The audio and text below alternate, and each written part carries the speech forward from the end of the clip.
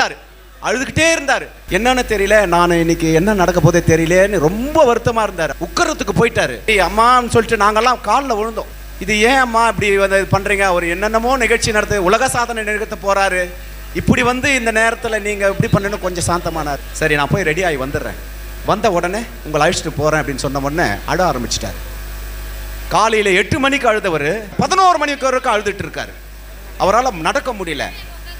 என்னவோ ஒரு பெரிய அந்த அந்த அருள் வந்துட்டு, அதாவது ஒரு நாள் அருள் அரை மணி நேரம் இருந்தாவே பெரிய விஷயம். அவங்களால எழுந்துக்க முடியாது 2 நாளைக்கு.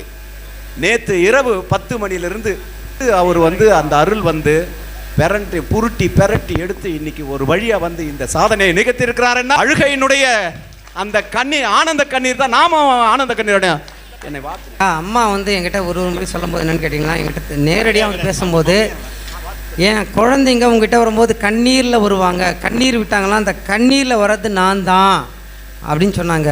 ஆனால் இன்றைக்கி என் கண்ணிலேருந்தே வந்துட்டுருக்காங்கன்னு நினைக்கிறாங்க. என் கண்ணில் முழுக்க முழுக்க அந்த அம்மா தான் வந்துட்டுருக்காங்க. ஸோ அதனால் அம்மா தான் வந்துட்டுருக்காங்கன்றது எனக்கு தெரியும்.